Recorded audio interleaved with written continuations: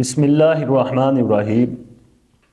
اللہ تعالیٰ نے انسان کو ایک نعمت عطا فرمائی خواب والی۔ اگر اچھے خواب آئیں تو وہ انسان کے لیے نعمت ہوتی ہے، اور یہ بھی حدیثوں میں آیا ہے کہ یہ نعمت کے خواب نبوت کے حصوں میں سے ایک حصہ ہے، یعنی مفہوم حدیث آپ کو بیان کیا۔ اور انسان کو چاہیے بھی یہ کہ اگر کوئی اچھا خواب آئے کسی عالم کو، کسی سمجھدار انسان کو بیان کرنا چاہیے، کسی جھوٹے کو اور کسی آوارہ شخص کو بیان نہیں کرنا چاہیے، اور جھوٹا خواب بھی بیان نہیں کرنا چاہیے۔ ایک واقعہ ہے تاریخ ابن عساکر کے اندر، امام ابن سیرین جو خوابوں کی تعبیر بتانے کے امام ہیں، ان کے بارے میں آتا ہے کہ ان کے پاس ایک شخص آیا، آ کر کہتا ہے جناب میں نے ایک خواب دیکھا کہ میرے ہاتھ میں پیالہ ہے اور پیالے میں پانی ہے، اور پیالہ ٹوٹ گیا، پانی وہیں کا وہیں ہے۔ تو آپ نے اس شخص کو کہا کہ تو نے یہ خواب نہیں دیکھا؟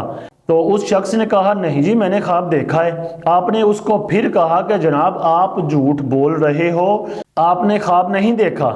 اس نے کہا محترم یہ کیسی بات کر رہے ہو، خواب میں نے دیکھا، آپ کہہ رہے ہو کہ تو نے خواب نہیں دیکھا، خواب تو میں نے دیکھا ہے۔ اس نے امام کی بات نہ مانی تو حضرت امام ابن سیرین فرماتے ہیں کہ اگر تو نے یہ خواب دیکھا ہے تو اس کی تعبیر یہ ہے تیری بیوی ایک بچہ جنے گی اور بیوی مر جائے گی اور بچہ زندہ رہے گا۔ جب امام ابن سیرین نے اس کو اس کی تعبیر بتائی تو وہ چلا گیا اور لوگوں کو جا کر بتاتا رہا کہ میں نے تو جھوٹ بولا تھا، میں نے تو کوئی خواب دیکھا ہی نہیں، میں نے تو ویسے ہی بات کی تھی، امام نے تعبیر بھی بیان فرما دی۔ تو کہتے ہیں کہ کچھ عرصہ گزرا، اس شخص نے شادی کی، شادی کرنے کے بعد اس کی بیوی نے ایک بچہ جنا، اور وہ بچہ تو زندہ رہا لیکن بیوی مر گئی۔ پھر بعد میں وہ بہت پچھتاتا اور روتا تھا۔ لہٰذا آج ہمیں بھی چاہیے کہ ہم جھوٹے خواب نہ بیان کریں، سچے ہوں تو وہ بھی کسی عالم اور کسی سمجھدار انسان کو بیان کیے جائیں، کیونکہ علماء فرماتے ہیں کہ خواب کی تعبیر اگر کوئی بیان کر دے تو ممکن ہے کہ وہ تعبیر پوری ہو جائے۔